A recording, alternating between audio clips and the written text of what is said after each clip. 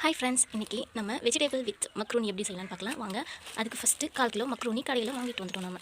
அதுக்கடுத்து குடமிளகா ஒரு 4, உருளைக்கிழங்கு 1, கேரட் 1, பீன்ஸு தேவையான அளவு எடுத்துக்கிட்டேன், ஒரு வெங்காயம் 3 நல்லா பழுத்த தக்காளி. அதுக்கடுத்து இது பீலர், காய்கறிகளை சுரண்டி நம்ம கட் பண்ணிக்கலாம். வாங்க, நம்ம சின்ன சின்னதாக எல்லாத்தையும் கட் பண்ணி ரெடி பண்ணிக்கலாம். முதல்ல நம்ம குடமிளகாவை தண்ணியில் வாஷ் பண்ணிப்போம். நல்லா வாஷ் பண்ணி எடுத்துக்கலாம்.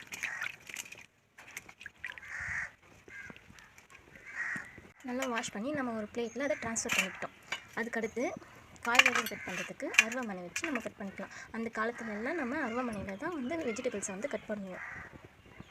இப்போது நம்ம குடமிளகாவை கட் பண்ணுவோம். முதல்ல குடமிளகாவை எடுத்து 2ஆக வெட்டிக்கலாம். இதுக்குள்ளே இருக்க இந்த விதையை நம்ம எடுத்து தனியாக போட்டுடணும். அதை நம்ம சாப்பிட மாட்டோம்.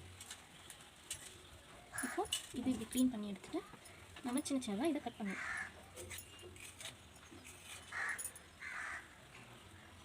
குடமிளகாய் சாப்பிட்டா நல்லது. குடமிளகாய் இதில் சேர்த்துக்கிறதுனால நல்ல டேஸ்ட்டு ப்ளஸ் நல்ல மனம் இதில் கிடைக்கும் நமக்கு மக்ரூனியில். ஓகேங்களா?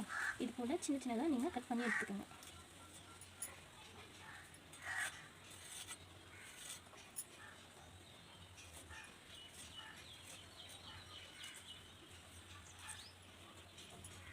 குடமிளகாலே நமக்கு வெரைட்டி கலரில் கிடைக்குது. Red colour, yellow colour, green colour. நமக்கு இப்போ க்ரீன் கலரில் தான் கிடைச்சிச்சு. அதனால் நம்ம க்ரீன் கலர் வாங்கிக்கிட்டோம். உங்களுக்கு எந்த கலரில் கிடைக்குதோ நீங்கள் அந்த கலரில் வாங்கிட்டு செய்யுங்க. நம்ம குடமிளகாய், உருளைக்கிழங்கு எல்லாத்தையும் கட் பண்ணிட்டோம். கேரட்டு தோணிக்கி வச்சுருக்கோம், பீன்ஸை கிள்ளி வச்சுருக்கோம். இது எல்லாத்தையும் சின்ன சின்னதாக கட் பண்ணிப்போம்.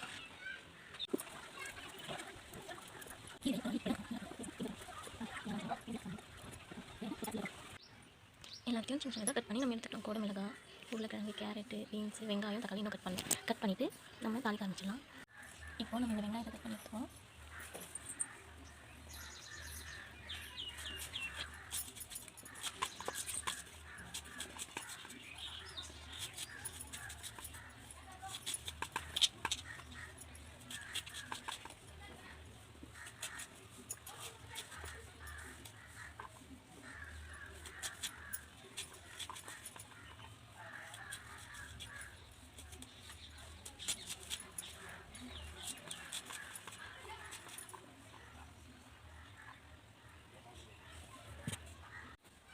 இப்போ நம்ம வெங்காயம் எல்லாத்தையும் கட் பண்ணிட்டோம்.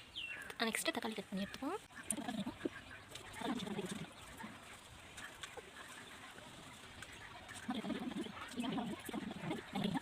தக்காளி நம்ம கட் பண்ணி எடுத்துட்டோம். 3 பச்சை மிளகாய், சின்ன பச்சை மிளகாய் எடுத்துகிட்ருக்கோம். அப்படியே மற்ற காய்கறிகளும் ரெடி ஆகிடுச்சு. ஓகேங்களா? இது மாதிரி தான் சின்ன கட் பண்ணி முன்னாடியே வச்சுக்கோங்க.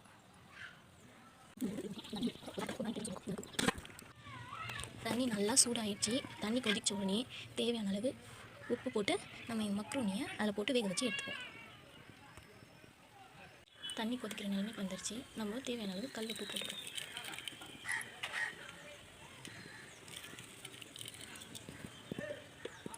நல்லா கொதிக்கிற மாதிரி இருக்குது. மேலே பார்த்தீங்கன்னா பவர்.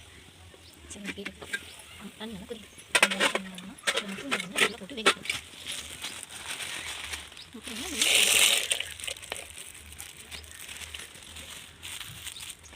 ஃபுல்லாக நம்ம கொட்டியாச்சு. இது கொஞ்சம் நேரம் நம்ம அப்படியே மூடி வச்சிடலாம். அந்த சூட்டில் இருந்துச்சுன்னா அது கரெக்டாக வெந்து வந்துடும். பாருங்கள், நல்லா வெந்து வந்துச்சு. இது மாதிரி தான் நம்ம வேக வச்சு எடுத்துக்கணும். இப்போ இது தண்ணியெலாம் எடுத்து வச்சுருவோம். நம்ம தனியாக எடுத்து தண்ணி நல்லா இருத்துட்டோம் நம்ம தனியாக. இப்போ இதை அப்படியே நம்ம மூடி வச்சுருவோம். ஒரு கடாயை வச்சு நம்ம தாளிக்க ஆரம்பிச்சிடுவோம். தேவையான அளவு எண்ணெய் ஊற்றிட்டு எண்ணெய் நல்லா சூடாகணும்னு கொஞ்சமாக கடுகு போட்டுக்கலாம்.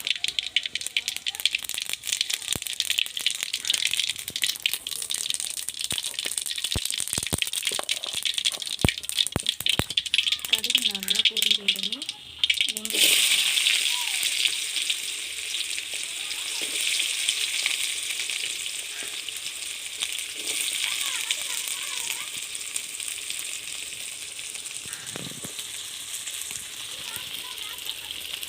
அப்படியே கருவேப்பிலை சேர்த்து போட்டுக்கலாம்.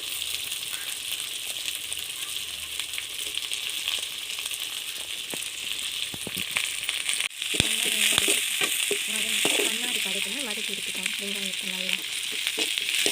இது கூடவே பச்சை மிளகாய் எடுத்து வச்சுருந்தீங்கன்னா அதில் பச்சை மிளகாய் அதையும் ஆட் பண்ணிக்கலாம். எல்லாத்தையும் போட்டு நல்லா வதக்கி எடுத்துக்கலாம். வெங்காயம் நல்லா வதங்கி வந்துடுச்சு. அதுக்கடுத்து தக்காளி நம்ம கட் பண்ணி வச்சுருக்க தக்காளியை ஆட் பண்ணிக்கலாம். தக்காளியை நல்லா கலரி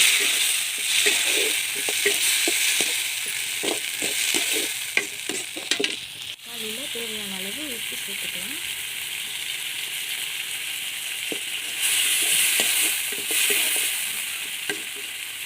லைட்டாக நம்ம இதில் மஞ்சள் பொடி ஆட் பண்ணிக்கலாம். தக்காளி நல்லா வதங்கி வந்துட்டு பார்க்கவே கலர்ஃபுல்லாக இருக்குது.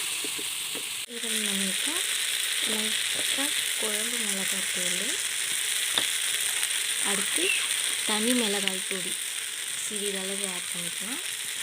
அதுக்கடுத்து கொஞ்சம் டேஸ்ட்டுக்காக சிக்கன் மசாலா ஒரு பிஞ்ச், அவ்வளோதான். நல்லா கலர் ஊற்றிக்கலாம். பச்சை வாசனை ஊற்றிக்கலாம்.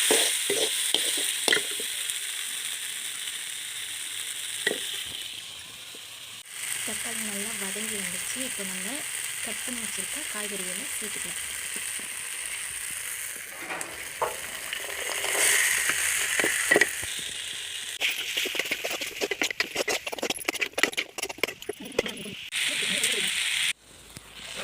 நல்லா காயெல்லாம் வெந்துட்டுருக்கு.